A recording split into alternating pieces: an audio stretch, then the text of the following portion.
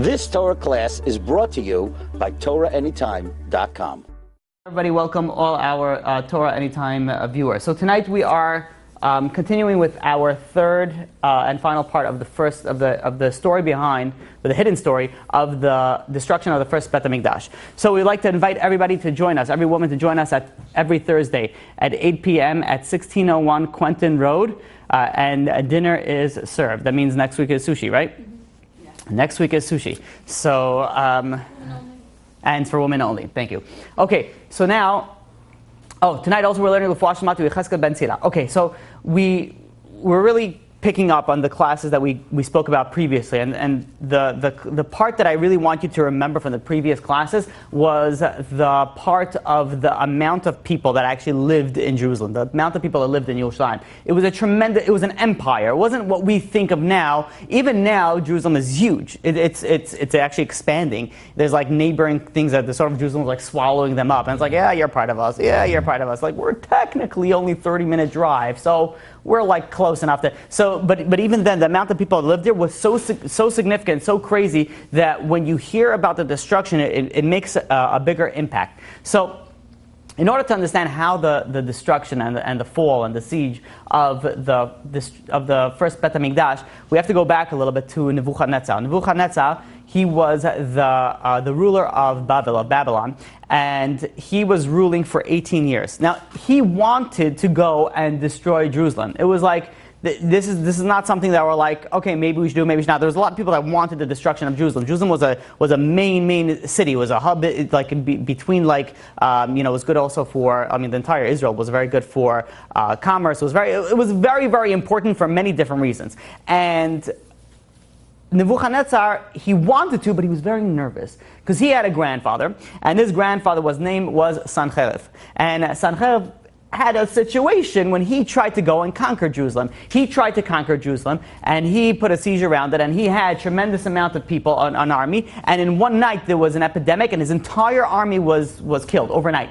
And when he woke up the next morning, there was a few people that survived. Nebuchadnezzar was one of them. They saw the entire army died. So if you go to capture a certain city, and you've been there before, and last time you were there, everybody died, you're gonna think twice about going back again. So Nebuchadnezzar, he wanted to, but he didn't want to.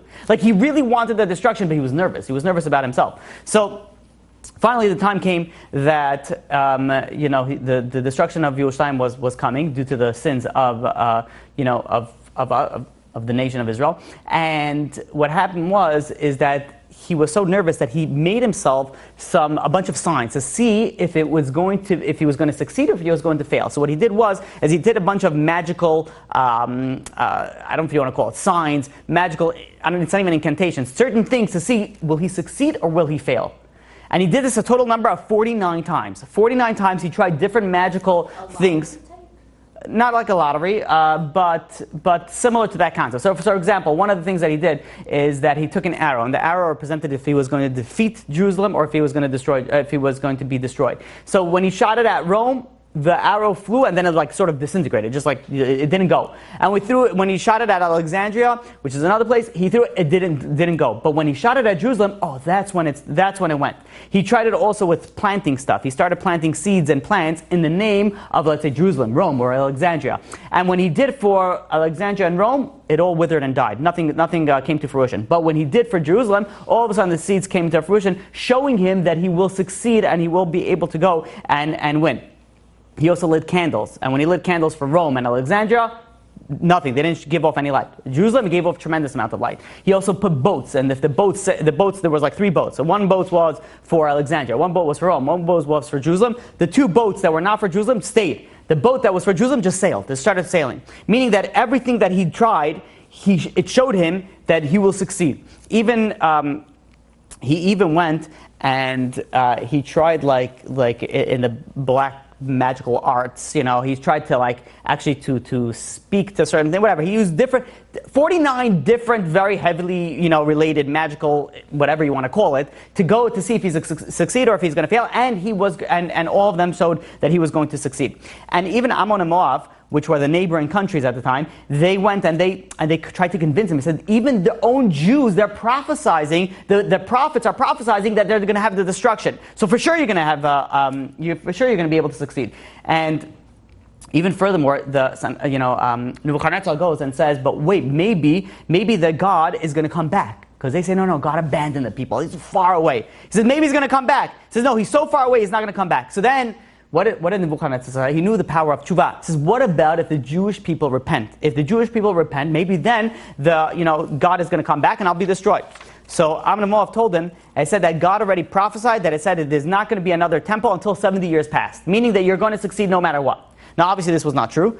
In fact, it was even until the last moment. If the Jews would have repented, they would have been able to go, and the temple would have been destroyed, depending on how far they were in the process. Either the temple wouldn't have been destroyed, or they wouldn't have even been captured. So there's a tremendous amount of information here that was given to him just to try to go and say, hey, just go, make the destruction, because that's what we want you to do. This was what Ammon and Moab was trying to tell him. Now. After all this, everything that he got, he was still very nervous. So what happened? He was so nervous that he decided he's not going himself. He's sending one of his top commanders. He sent somebody by the name of Nebuzaradan. Nebuzaradan was the one who was a chief commanding officer. And he's the one who's going to go and lead the people into the battle against Yerushalayim. So, by the way, even though he stayed behind, he was trying to manipulate everything. He still got punished for the destruction of the temple because, after all, he was the one who was responsible for it. But one of the main factors that caused him to go and pursue the destruction of the temple was King Tzidkiyahu's rebellion. Now, King Tzidkiyahu, what happened was that Nebuchadnezzar ruled a bunch of neighboring countries, and he put King Zedekiah, the king of Jerusalem, overseeing the other rulers, as well. And then he made King Zedekiah go and swear on a Sefer Torah that he would not rebel against Nebuchadnezzar. But however, King Zedekiah did rebel against Nebuchadnezzar, and he wanted to basically overthrow his rulership of the Babylonians. So he went, and the King Zedekiah went and he sent to Egypt a request that they come and assist him. And the king, the power at that time, said, "Fine, we'll help you." They went and they helped you, and during that time, the Yirmiyahu prophesied that's not going to happen. He says the army that's coming to help you is going to turn around and return to its land in Egypt. That's what he prophesied. And what happened was that the Egyptian army was coming in, and when the Babylonians heard that the Egyptian army is coming in, they knew Jerusalem was very difficult to conquer. And when they heard that the Egyptian army is coming in, they said, you know what, forget it, we're going to give up. We're not interested in fighting on two fronts. They're already iffy on this situation. So what happened was that as the Egyptians were on their boats on the way to join the battle, they saw, God made them see like the things in the water start floating, it looked like insides of human beings, like body parts. And they were saying, what's this? What's all these body parts? So they said, you know what this is? This is your ancestors. When the Jewish people left Egypt, your ancestors were drowned while chasing the Jewish people. So they said, wait a minute, we're going to save a people that caused our ancestors to be drowned? We're not interested anymore. And mid-sea, they turned around and they went back, just like the Yirmiyahu prophesied, right back to Egypt. So King Tzidkiyahu, he one time walked in at Nebuchadnezzar when he was in a very, what's the right word for this? I don't even know the right word for it. You just pick the right word after I'll describe the scenario. Nebuchadnezzar was middle ripping limbs off a live rabbit and eating it. And King Tzidkiyahu went and walked in at this point in time. Now, why was he doing it? First of all, it's irrelevant what was his reason. But one of the reasons that he had, what he was doing it for, is that he wanted to build a character trait of brutality. When you're going to battle, you can't have weakness. You can't have, this slight chance of maybe you're gonna show some mercy on somebody else. It has to be very, very strong. So he built himself to such. And I'm not saying this is the correct thing to do. We don't do this, even though there's one of the Sheva mitzvahs ben Anach. You're not allowed to eat from a live animal. But he was going and he was trying to change his character trait to turn him into some sort of brutal warrior. So he was literally ripping off limbs from a rabbit and he was eating it. And Tzidkiyahu walked in. So he made Tzidkiyahu swear, you're not allowed to ever tell this to anybody. This has to be a secret that you have to keep. So Tzidkiyahu swore. And while Tzidkiyahu was back in his land, the 5 kings that he was ruling over were not really pleased with Zedekiah ruling over them. They were like, come on, why does he have to rule over us? So they were trying to find a way to overthrow him and then maybe replace one of them, or get somebody else to rule over them, or they'll rule over themselves. So what they did was they tried to flatter him, say, hey, why is Nebuchadnezzar ruling over everything? You're the one who should really be ruling over the entire thing. They were flattering, and he was like, yeah, you know what, you're right. Maybe I should be. And when they opened him up a little bit, they said, oh, Nebuchadnezzar really not that good. And then he slipped, and he said, you know what, he really isn't. You know what happened one time? I went one time, and I walked in, and I saw him eat, rip from a limb from a live animal. So, this is what they were looking for. They grabbed that information, they ran back to Nebuchadnezzar. It says, you're king in Israel. He's going and he's rebelling against you. He told us, look what he told us. He told us that one time he walked in on you and you were eating a limb from a live animal. She said, what? He told you that? He rebelled against me? So that also caused Nebuchadnezzar to go and to wage war against the Jews. Then what happened was Nebuchadnezzar went and he ordered all the Sanhedrin to come. And when they came, he said, how do you go? Are you able to annul a vow? And they said, yeah, technically there are ways you're able to annul a vow. So he says, so you guys must have annulled the vow that Zedekiah, the king, made against, for me, that he's not going to rebel and he's not going to tell me, he's not going to share the secret that he had. So he said, if that's the case, he went and he basically tortured them. He went and he brought them back to Jerusalem, and then he tied their hair to the tail of a horse, and he made the horses run from Jerusalem until Lud, to go and to disgrace them and pain them and whatnot. And at this point in time already, the Nebuzaradan went, and the process began to lay a siege on Yerushalayim.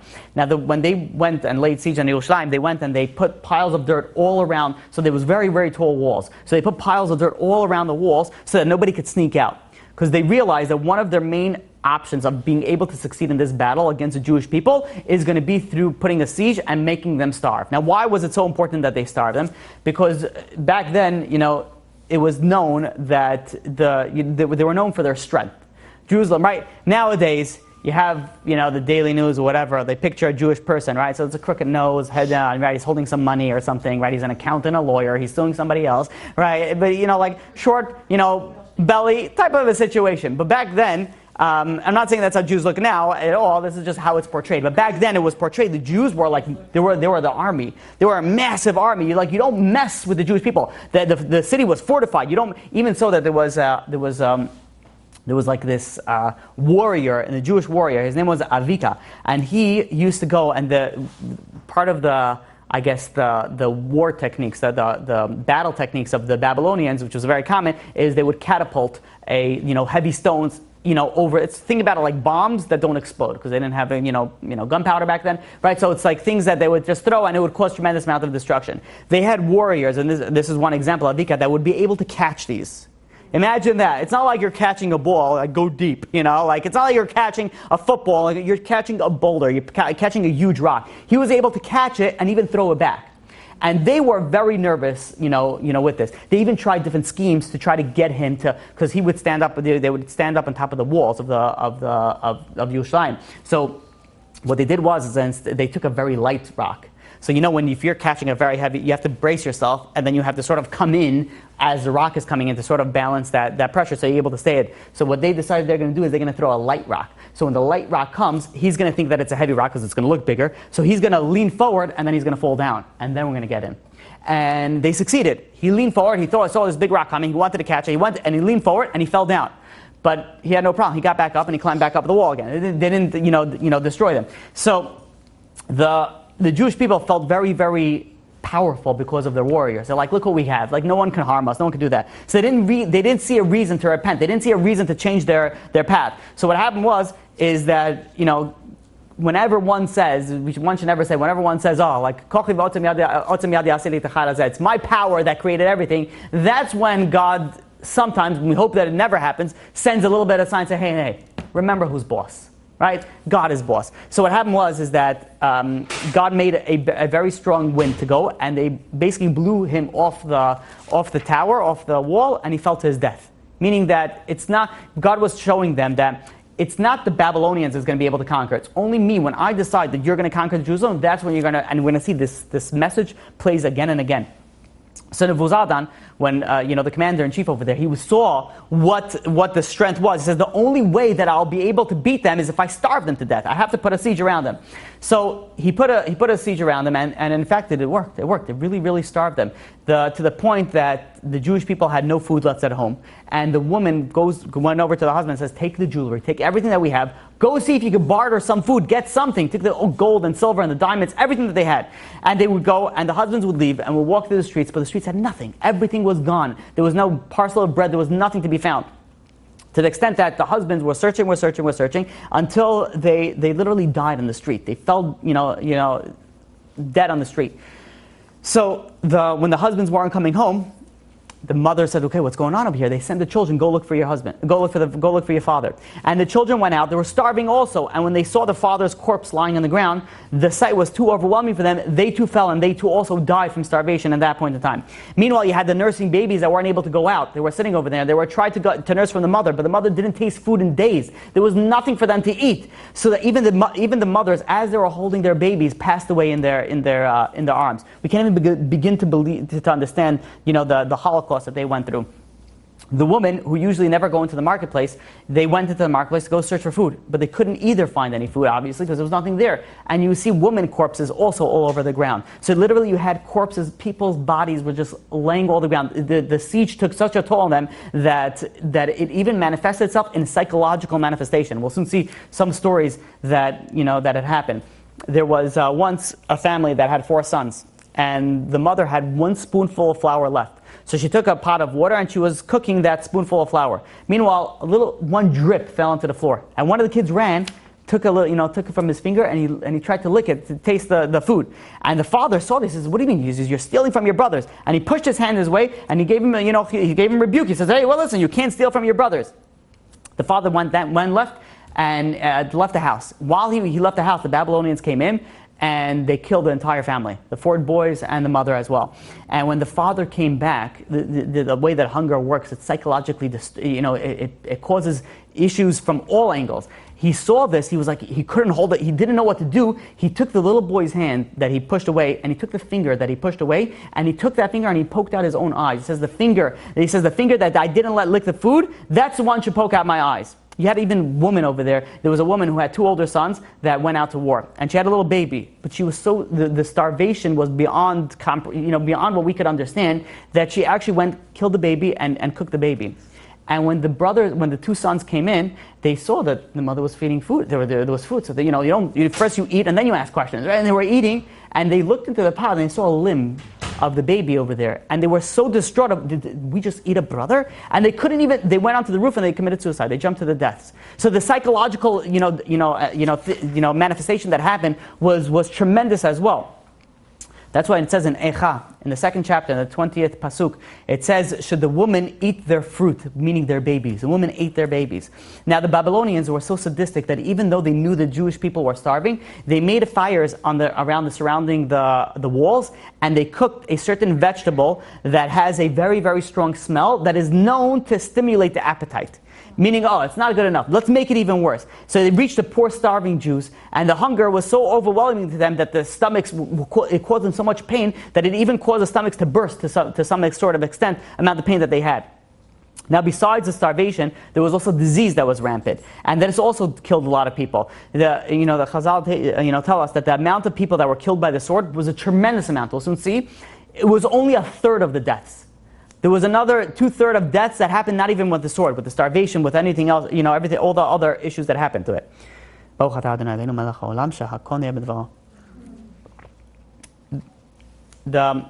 was a bat call, there was a heavenly voice that came out, and it said, but the Jewish people were suffering, there was starvation, they were dying left and right. It said, Shuvu banim shuvavim, return wayward children. Shuvu alayva, shuvu alachem, return to me and I will return to you. And when it was very clear that the Jewish people were not repenting, then all of a sudden, the Shekhinah departed, and it says, Ashuva el mekomi, I'll go and return to my abode, my heavenly abode. This is when the Shekhinah, and we'll soon see, I don't know if we'll get to it, but the Shekhinah left the temple, the Bet Hamikdash, in 10 stages, meaning that it showed them, hey, listen, First it started from the Kruvim, and it went from one to the other, and then it went to the threshold. It went in stages, showing them, okay, listen, you see the Shekhinah leaving, do tshuva, go and repent. You see that there's suffering that's coming on you. But when the Jewish people didn't, then everything was closed. The Shekhinah left, and the destruction was sealed. When the Babylonians came, they knew that they were coming to a fight. They knew that they were coming to like an indestructible wall. And they brought 300 mules with iron sledgehammers that would be able to break through iron. But all that was ineffective for the walls of Jerusalem. They even brought battering rams, which is like those big metal beams that are able to go and break down walls or doors. But tremendous size. And that also they weren't able to breach the gates. They went, and there was a siege for 3.5 years. 3.5 years, Nebuzaradan was sitting over there. Finally, he's like, listen, there are Jews dying inside. That he knew. But he says, I'm not getting in. He says, you know what, I'm giving up. What am I going to sit over here forever? He says, it's not happening. He was about to give up. And when he was about to give up, Hashem decided at this point in time, that's the time that Yerushalayim should be destroyed. And a heavenly voice came out and says, now go conquer Yerushalayim. And God put it in his mind. He says, go measure the height of the walls of Jerusalem. And when he measured it, he noticed that every day the wall sunk 2.5 tefachim a day. So a tefach is about like this, right? About like this. So 2.5, you're talking about a significant amount. This is how much it sunk every single day. And he realized at this point in time, it's a waiting game. It's sinking. Eventually, you just cross the border and walk right over it. And that's what happened. Over a period of time, the wall kept on sinking until the day of 9th of Tammuz came, and the first of the 3 walls, were basically lowered, and Nebuzaradan just walked right in. Now the Jewish people also saw the walls that were sinking. They came to a point of despair, saying that the end is obviously near. So they should have, what you should have done at this point in time when you return to Hashem. But they didn't. Had they done so at this point in time, the destruction wouldn't have come. Because we know that the sole purpose of all these sufferings that come upon the Jewish people is to cause them to do tshuva. And if they would have done tshuva, they wouldn't have had the destruction of the temple. But they believed in their own strength. They believed in their own strength. They took homes and they broke the homes down to fortify the walls. And they took the last waters to make the cement to fortify it. So they believed very, very strong in their strength. And by the way, there's nothing wrong with fortifying and preventing and building an army. Chizkiyahu did that also. Chizkiyahu was one of the righteous kings. Almost was Mashiach. So we have but when he did it, he knew that everything is from God. But when they did it, they believed, to some sort of extent, some sort of the part they believed it was really, their power. And even Yirmiyahu's uncle, Yirmiyahu the prophet, his uncle went and he was able to manipulate angels to fight on behalf of the Jews. Meaning he called angels, come down, and the Babylonians saw the angels, right? There's some things that you mess with, right? But when you see either you're on psychedelic, drugs, or you're really seeing something, either way you're going the other way. Whatever the situation is. But when the angels, when they saw that, they panicked, they began to run away. But God decided, no. He says, when there's a decree, you can't there's nothing that you could do. And what God did is God changed the names of the angels. When you change the names of the angel, no longer he was able to manipulate it. So whatever they tried to do, so you can't manipulate the system. There's one way to do it, and that is tshuva. You're not going to go that way. You're not going to be able to change and run around the circles. What's going to happen is going to happen. Now Tzidkiyahu, the king, the Jewish king, he saw that the end is coming near. And he decided that he's going to go escape. And he had a tunnel. There was a tunnel that went from his what's it called? A castle? Palace. Thank you. English. Okay. So he had from his palace. It went all the way to the plains of Yericho from his palace. And he realized that the end is near. And he knew that he rebelled against the king of Babylon. He did not want to go and meet up. So what he did was he took his 10 sons and they started going and they started sneaking out of through this cave. Now he really should have been successful, but the prophet already warned him that he said if he's not going to subjugate himself to the yoke of Babel, then the end he's going to die in Babel. And what happened is that God made near the entrance of the cave to be a beautiful deer running, and the Babylonians saw it, so they started chasing after the deer. They wanted to capture it. So when they came in front of it, that's when Tzidkiyahu walks out, and that's when he meets them. And they see them, and they capture Tzidkiyahu and his 10 sons. So they bring Tzidkiyahu to Nebuchadnezzar. And Nebuchadnezzar goes and tells him, says, why did you rebel against me? He says, what should your judgment be? Now, Tzidkiyahu says, what? I'm going to reply something as if I could make a difference. He says, obviously I'm sealed for death. So he says, listen, I know what's the end's going to happen. He says, I have one request from you. He says, put me to death before my sons. I don't want to see my sons, dying. And Nebuchadnezzar, he wanted Tzidkiyahu to suffer, and his sons also asked. He said, no, put us to death before our father, because we don't want to see our father, our father suffering. So, but Nebuchadnezzar wanted Tzidkiyahu to go and suffer, and what he did was that he killed his 10 sons in front of him, that he should see it. In fact, he also killed the Sanhedrin in front of him, that he should see it. But the last thing that Tzidkiyahu saw, was his 10 sons being murdered in front of his eyes. And then what Nebuchadnezzar did, he poked out his eyes. And he didn't kill him. He says, the last thing that you're going to see is going to be the death of your own sons. And then he put him into prison. He put him into prison to think, to think about that. Now, why did he poke out his eyes? Because sometimes, even though you see the most horrific thing, your eyes see many things, and all of a sudden it will dull over time what you saw in the most horrific things. He said Nebuchadnezzar, no. He says, I want the last thing that you should see, and you should always be with you, is the death of your 10 sons. And Tzidkiyahu was in jail until the day that he died, and this was the prophecy. Tzidkiyahu was a righteous man, but he was held responsible for the sins of his generation, and also he did wrong by breaking for certain things of reasons of, let's say, he could have changed it, and certain reasons that he should have done or he could have done that he didn't do. Yeah, but if people don't want to listen, then they're not going. It's true, but for whatever reason, and only God knows, there was some sort of responsibility, on him. And Yirmiyahu went. Let's finish and we'll go to the questions. I want to get through a lot of material, and I'm actually doing a lot better time than I thought. But I want to cover it, and then we'll open up for all the questions. So Yirmiyahu prophesied, and Tzidkiyahu said about himself. He justified his punishment. He said, Yirmiyahu prophesied about me that I would go to Babel, die in Babel, but I would not see Babel with my own eyes. He says, I didn't listen to him, and here I am in Babel, and I can't see Babel. So this is what happens when a prophet prophesies. You got to listen. You got to listen. Same thing as tzaddikim. But tzaddik tells you something, you have to listen.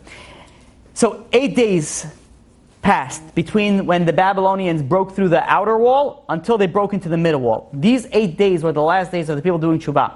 And the 8th day was known as Shivasar b'Tammuz, the 17th day of Tammuz. This is the day that there was no longer sheep to go and sacrifice the daily korbanot, to sacrifice them. And because of this, because of the merit of the daily sacrifices, since they didn't have any more, the Babylonians was able to go and overcome and take the city. Now we know the period between the 17th of Tammuz till Tisha B'Av, till the 9th of Av, is days that are prone to tragedies. And one of the reasons behind it is there's a dangerous spirit, which won't call it by its name, and that it's able to destroy and damage during this time. Now Rabbi Yochanan describes him as full of eyes, scales, and hair. Rabbi Shimon Bar Yochai says no. He has only one eye, and it's in his heart. And whoever looks at his eye dies. You're not able to, it's like a spirit that's on a different level. So one day Rabbi Avo was going, and he was seeing somebody was picking up a stick that he was going to go and hit his friend. And he says, hey, what are you doing? It's a wooden stick. He says, what are you doing? You're going to kill your friend. And the guy says, what? It's a wooden stick. I'm not going to kill my friend. He says, no, you don't see it, but I see it. He says, behind you there's this destructive spirit, and I see it. And he's holding this metal pole, and he's waiting for you to hit him with the wooden stick, and that's when he's going to go and hit him with the metal stick. Meaning that the nature of this spirit is it finds itself in a situation where he can get involved in that can cause a greater harm, and then he goes and he causes a greater harm during that time. And that's why during these days, we refrain from certain things. We don't go on trips. We don't go in things that we shouldn't do. We don't, many people, we don't go swimming. So on and so forth. We're very careful because this time is prone for tragedies. Now, the Babylonians, when they finally entered the Jerusalem, they went on a crazy killing rampage. They besides killing, they did abominable, crazy acts of that we can't even mention of what they did to the men, women, and children during that time besides murdering them. They pitied no one. The young men and women, the old people, didn't matter. They took even small babies and they murdered them. If the Chazal won't tell us, I wouldn't be able to even say this, but how did they murder them? If you don't want to hear it, you might close your ears for the next 2 minutes because it's going to get a little brutal. They took the babies and they smashed them with their heads against the rocks, and that's how they caused them to die. And then they even went and they hung the babies on branches, and you had hundreds and hundreds of children, babies, sitting on branches. Nazis did that too. Again, yeah, unfortunately we're familiar with that, but I'm not, yeah. But still, it's crazy to hear. Now, the Jewish people, they're skeletons at this point in time. You're fighting against an army that the Babylonians they couldn't, and they tried to escape. But the people that escaped, they were caught. If the Jews ran into the forest, they went and they burned down the forest. They smoked them out. They tried to smoke it out, and they actually. There was 80,000 Pirchei Kahuna. Those are known as young Kohanim. There was 80,000 young Kohanim that managed to escape, and they ran to the neighboring country that was run by the people of Yishmael. And they brought them from the Bet HaMikdash golden shields, like to bribe them, like save us, give us something. And they made believe, this was treasures from the Bet HaMikdash, they made believe that they're their best friends. He says, of course, come in. And they gave them to eat very, very salty foods. And they were starving, they were eating salty foods. And then they gave them like flasks that looked like it was filled with water. But it really was filled, I don't know what type of contraption they had, but it's filled with air. And the second that they opened and they tried to drink it, the air shot through into their stomachs, and because of their sensitive of the stomachs, it burst their stomachs, and they died from that. So the Ishmaeli made them feel like they're their friends. In the end, they end up murdering them and taking whatever they brought. The people of Edom also caused the Jewish people to suffer. Did they grab this opportunity to kill the Jews?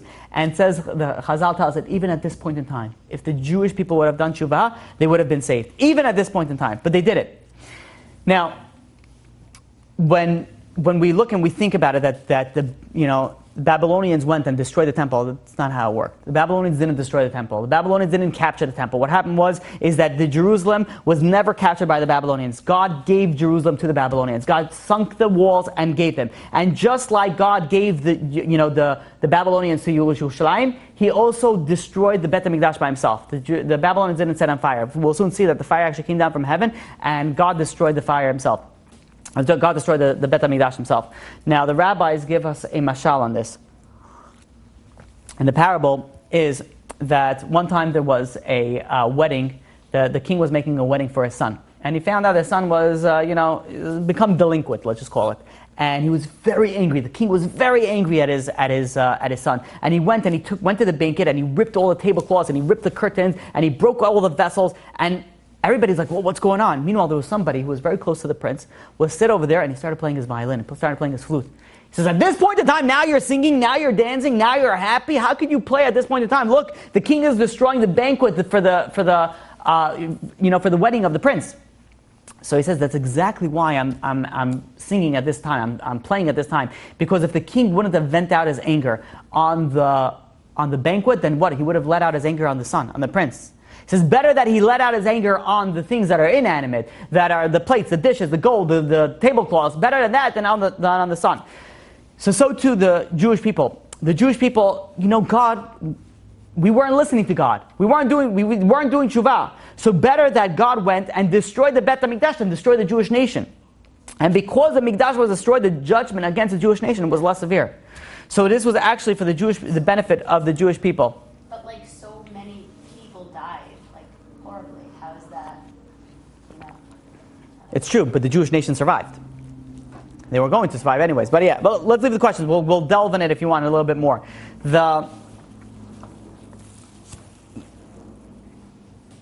As we spoke about, okay. One of the things that happened that also, this was sort of an unfortunate payback, was the prophet Zechariah Hanavi. There's a very, very famous story of Zechariah Hanavi with the boiling blood. I don't know if anybody here is familiar with that. Zechariah Hanavi was a prophet, and during when he not only was a prophet, he was actually a grandson of a previous king, and he was a second cousin of the current king. So he was in a high power. Now, Zechariah went and he gave rebuke. He gave musar to the people that they need to change. Now, Chazal do say that he gave the rebuke in a certain way that implied that the situation is hopeless, and the situation is never hopeless. And because of that, certain things happen. But one thing is that Zechariah Hanavi, Zechariah the prophet, he was not afraid of rebuking people. He knew that they weren't going to accept it well. And that's why, when did he give them the rebuke? He gave them on a particular day. He waited for when it was Yom Kippur that fell on Shabbat. So you're talking about a holy day, right? When Yom Kippur fell on Shabbat, he said this at least is going to help. And he went and he gave them the rebuke. He gave them what they needed to hear. And unfortunately, Yoash, the ruling king at the time, he was in the Azara at the time, in the Bet HaMikdash, and the king at that time ordered that the Jewish people stone him to death. the righteous Zechariah Navi.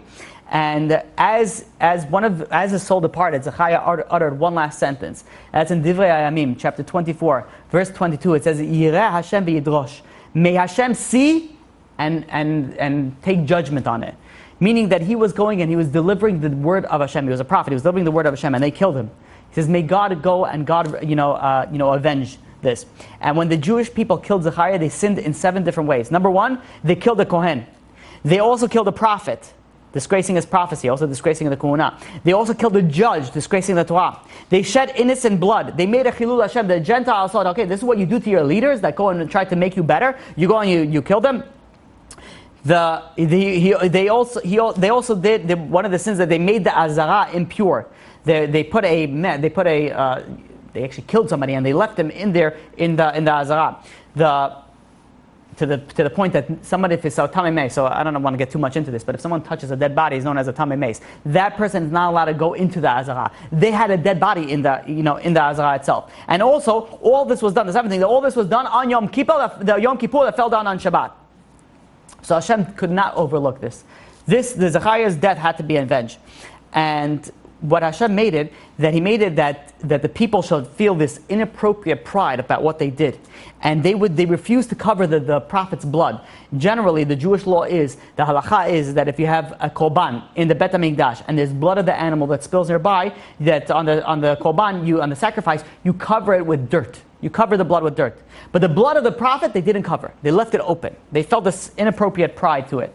Now, the vengeance, the payback came a few generations later with the destruction of the temple. Nebuzaradan goes and he breaks into the Bet HaMikdash and he sees this blood. And the blood was boiling and bubbling. There's a machloket if the blood... It was still there. Still there for generations to come. Someone cleaned it up? No, it was still there. The blood was boiling. The Gemara even had, there's an opinion even that it was boiling throughout this whole entire time. But whatever it was, he comes in and he sees this boiling blood. So he goes over to the Kohanim and says, what's this? What's this boiling blood? He's never seen this before. He says, what's this boiling blood over here? So they didn't want to tell him what happened. They said, listen, it's the cows, the cows, the goats, the sheep. When we slaughtered it, the blood was boiling. So, he says, it doesn't seem right. He went and he slaughtered cows and sheep and goats next to it and he compared the blood. He says, no. This is not the blood. Tell me what happens right now. And he threatened to them that if he doesn't tell them, if the Kohanim don't tell them, then he's going to comb them with iron combs. And that doesn't mean he's going to style them, right? It means he's going to comb them with iron combs. So they told him that there was a prophet that rebuked us for our sins. And not only did we not listen to him, but we went and we killed him. So Nebuzaradan decided he's going to do something good. And he's going to avenge, he's going to pacify the blood, the prophet's blood. So he went and he took all the wise, the righteous men of the generation, and he slaughtered them on Zechariah the Navi's blood. And he caused the blood of the wise men, of the righteous people, to touch the blood of Zechariah Navi. But the blood didn't stop boiling. So he brought young women and men to go, and he slaughtered them also over the blood. Also, the blood didn't pass. It's katan blood. He brought the tinokos shel bes rabba, the children. He brought the babies, and he slaughtered them as well. And the blood didn't stop boiling. He took 80,000 young kohanim. He took specifically 80,000 young kohanim, and he killed them over it. And the blood continued to boil. Nebuzaradan turned to the blood, and he said, Zechariah. He says, look at the good and exalted ones of the nations of Israel, the wise ones of the nations, the young men and women, the young children, Kohanim, and even the smallest children. I've killed them all already. He says, do you want me to slaughter everybody? He said, I am letting you know that I will not stop my killing rampage until you stop from your fury, from the bubbling. As soon as he said these words, the blood immediately restored and stopped bubbling. Why? It's a good question. Did God want all that? Obviously, if it happened, then God wanted it. But we'll think about the questions. We'll deal with it afterwards. We'll deal with it afterwards. The Holocaust was also awful. Yeah. The killing on that day reached over 900,000 Jewish people in the Bet HaMikdash. Overall, the number comes over 3 million people were killed on that day. 3 million Jews were killed on that day, and the killing spree was so terrible that even Nebuzaradan, the murderer himself, he was shaken up by it. He said, wait a minute, if because of the murder of one Jewish soul, such a horrible decree was issued, he says, what about me? He's killed millions of people. So at this point in time, he did tshuva. Nebuzaradan did tshuva right then and there, and he ran away. He ran away and he converted. He converted to, I'm assuming, to Judaism. I don't know where else he converted. But yeah, he converted to Judaism. But I wonder, like, imagine, like the whatever. Just imagine. I don't even want to. I want to take you down that path. Meanwhile, the Babylonians, they were, in the Azara, they were sitting over there, they were eating and drinking and defiling it, and they saw 4 angels descend from heaven, and they were holding a torch, and they saw them set the fire from Shemayim. Basically, a fire came down, and from heaven a fire came down and set the temple on fire. The temple, the Bet HaMikdash, started burning from the 9th of Av. It was towards the evening of the 9th of Av, and it went on, continued burning until the 10th of Av. And one of the reasons we fast on the 9th of Av is because that's when it started. That's when we started. That's when we fast. When you rewind back many years, many generations prior to that, you have the 9th of Av was known to be a day of not good things of happening. What happened was when the spies went to search out the land of Eretz Israel, they came back with negative report, and the Jewish people were crying. He says, oh, how are we going to do it? God says, wait, now you're crying? He says, you're crying. It was the 9th of Av. He says, you're crying now? He says, this day, mark my words, it's going to be a day that you're going to cry. He says, when you're crying for nothing, I'll give you a reason, to cry for it.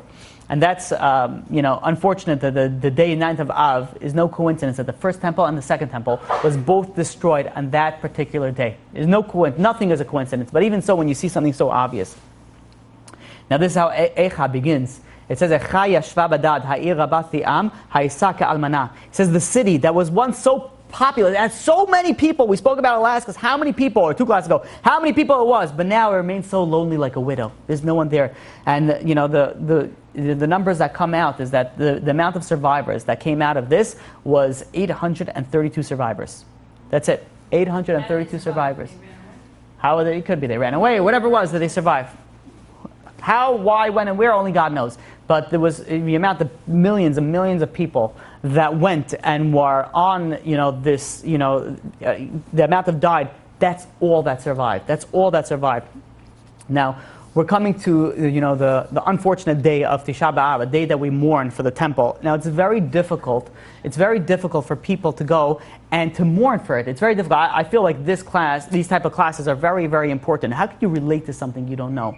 So I strongly recommend, this is a very, very important topic, especially when you're coming on Tisha B'Av. When you're coming on Tisha B'Av, you have to realize what you're mourning for. It's a destruction that, it was a Holocaust and a destruction. It was everything. It was the amount of stories that happened. And by the way, we just did a brief overview. The amount of unfortunate incidents and the sadness and the terrible things that happen, we should never know from. But we should understand what we lost. We need to understand what we had and what we lost and what we're really mourning for on this day. When we're going towards Tisha B'Av, maybe Hashem's will that we shouldn't have to fast this Tisha B'Av, not because we're not fasting this Tisha B'Av because it's falling on Shabbat, but rather because it should be that we should have the Mashiach coming b'meher b'yameinu. But when we're dealing with the destruction of the temple, we really do have to, people come and they always ask, little different leniencies during these days. Like, okay, but, so we can't listen to this type of music, but can we listen to this type of music? But we can't buy this. Can we wear this? Can we do this? Can we do that? When you realize, somebody that lost something and it feels something so dear to them, these questions don't come up. And I know, me and myself included, we're far away. We're far away from that level to say, like, you're sitting in like a sad and a depressed state. But we have to come to understanding that there's a reason and a purpose why we're mourning for this. It's a reason and a purpose. The destruction of the temple is always on the Jewish person's mind. Always. It's always. Everything that we do, it's always on our mind. Where we move, we're building a house, it's on our mind. If you leave a small part, your wedding, it's on your mind. Everything. Throughout the year, we're fasting numerous times for the destruction of the temple. Now, there's a reason for it. There are unfortunately many times in our lives that things just go right over our heads, and we don't really gain from it. We have to come to these days and realizing what is the purpose, what are we gaining for? Yes, it's sad days, but it's also days that, intensifies our faith that one day we'll have the rebuilding of the Bet HaMikdash. One day we will have everything that we had before and more. We'll have the Mashiach coming and we'll be able to serve God, which is the true purpose, to such a level that we wouldn't have been able to ever dream of reaching. When we come to this thought, to this understanding, we'll be able to not only understand the day, but also to appreciate the day for what it's worth and what we really need to do during that day. So, I guess we'll finish off with, hopefully we'll have Mashiach. And in the unfortunate event that we do not, may everybody have a meaningful and easy fast. We'll open up for any questions. Now there's no questions. There were so many questions beforehand. It's crazy that I had so much material to run through that I started just like running through all the material, and then I realized, we actually easy on time. We're early. I skipped so much. Comment more. It's not like a question. We can also relate to it because this happened. He has been murdered and killed for many generations, and all the things that go on in Israel, all the people that have been murdered and Holocaust and all that. So yes, the bottom line is that we've had a lot of problems that come to the Jewish people because it's a wake up sign for the same reasons. We need to wake up. But one thing that I do need to be very, very clear is that we never know why, the reason of why God destroyed some. So nobody could say the reason for this is this. The reason for we have the Holocaust is this. We don't know. It's beyond us. It's why we had it and what the sin was, and all those things are all in God's hands, and this is a reason. But one thing we know, the general concept. The general concept is a bad thing happened because it's waking us up to do tshuva. And we have to utilize this in our own personal life. If things are not happening the way that we want to, there's two things that we have to understand. Number one, it's all for the best. Gamzul tova, right? Kol man da'avid rachman ala ta'avid. Everything that God does is for the best. But at the same point in time, we have to realize, okay, wait, maybe we have to fix something. Maybe we have to fix something. Maybe we have to do tshuva on something like that. And then also, at the same point in time, maybe you have to fix something in the physical, realm as well. Yeah. Maybe you need to work more. Maybe you need to go on more dates. Whatever it is that you're dealing with, there's many different angles that one needs to go and attack a certain situation. Yeah, you had a question. Yeah, why did Nebuzaradan think that some of those people would revenge for what happened? What was his thought process? It's a good question. I mean, my understand. When you're in a killing rampage, you're thinking only killing. So you see something else, you see the only thing I'll pacify will be more killing. Because they were destroyed, so it's sort of like an avenging, like a revenge for the blood. So like a blood for blood, basically, is what I'm assuming was his thought process. But people didn't go willingly. No. People, of course not. No. They did not die willingly for that. Yeah. I've heard this question be answered, but I thought that I'd ask it again. How could God accept his teshuva, and why would he want to be Jewish after doing all that? This is a common. If you look at history, it's like Hitler doing tshuva because he feels so bad. He doesn't feel bad. You look at history, and it's quite common that you see, like people that went against the Jews, and they actually went. You look at Nero. You look at there's quite a few that they did actually tshuva, and they came back. Now, again, can someone do tshuva for killing millions and millions of people? Well, I'm not God. Only God knows, and the level of tshuva and what it happens, and what to a certain extent. It's a great question that only God can answer. So I wouldn't be able to answer it, but nobody comes to a point where they cannot do tshuva. It helps for something. What extent? I don't know. Only God knows. But tshuva helps.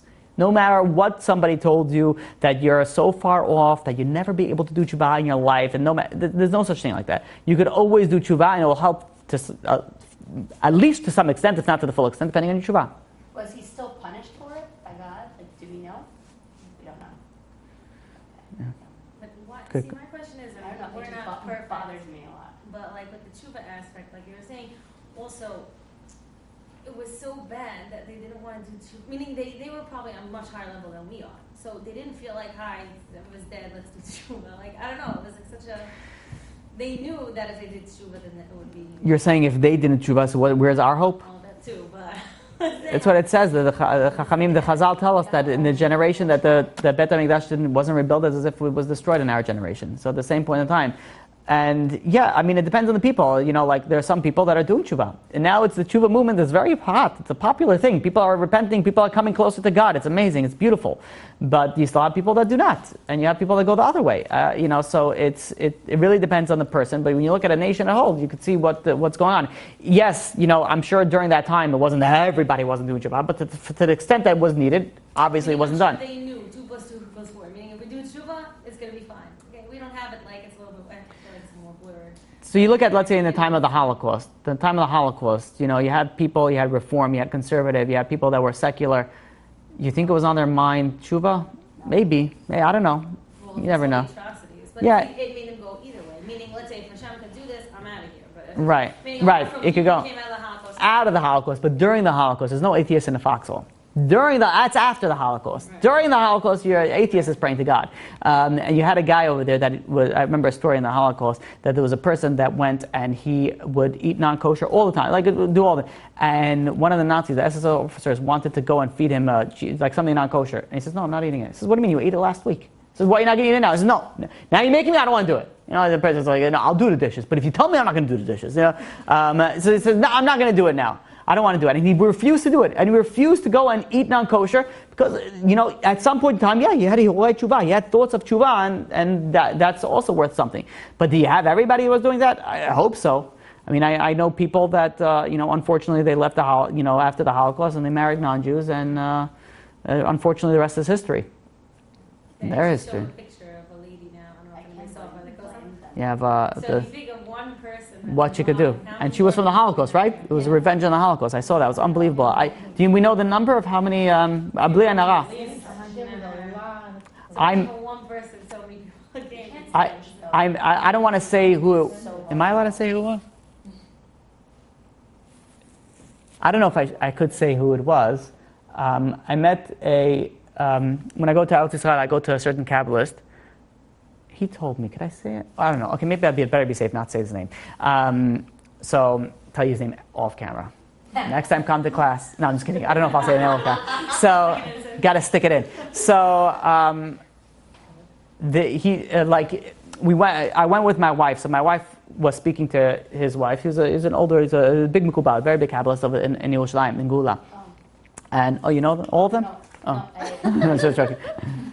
my brother might have. It's very possible. It's very possible because he's very, very popular. So and she told my wife that the Mekubal's father had 14 children, and from the children, the descendants, while they were still alive, one of the grandparents, they had 1,000 descendants while they were still alive. 1,000. I had over 1,000 descendants. So it comes out like what could one? That's it. One couple could build a nation. That's it. Yeah. So going into Tisha B'Av, like when you go to Kivri Tzadikim, there's like a certain way to pray. So what should our mindset be going to Tisha B'Av? Like how should we daven? What should be like the thought process going? Well, first of all, when we're praying for the rebuilding of the Hamikdash, but we're also mourning. We're reading Eicha, we're reading the Kinot, we're reading things that are bringing us to a level of understanding what we lost. So it's unfortunate because if you read it in Hebrew or or in Aramaic, it's very difficult to understand. It's very difficult word. It's like even if you know how to read it, and if you know the translation, it's on a high level. So I would recommend to go to a place that. So for example, the place that I go is in Yeshiva Or Yitzchak, where the class was yesterday. Next door. I mean, the woman's not there, but it's live stream. There's Rabbi Fishel Schachter, an unbelievable speaker. I strongly recommend him on Torah anytime. Listen to Rabbi Fishel Schachter. It's great, very, very good. So during the Kanal, he usually goes and he says a little tidbit about what we're about going to say, and then he says a little story about it. Basically, puts you in understanding of what you're about to read. So it puts you in the right mindset, because otherwise it's very difficult. You're just reading things, and it's very hard. It's very hard to connect. It's very hard to relate. It's very hard to pray. Obviously, we're praying for the rebuilding of the Beit HaMikdash, but we are also, in a period of mourning that we have to realize what we're mourning, for. So I strongly recommend that. I'm pretty sure it's being live streamed. 99% sure it's being live streamed on TorahAnytime.com. Rabbi Schachter? Rabbi Fishel Schachter. Yeah. Mm-hmm. Any other questions? No? Okay. Chazak. You've just experienced another Torah class brought to you by TorahAnytime.com.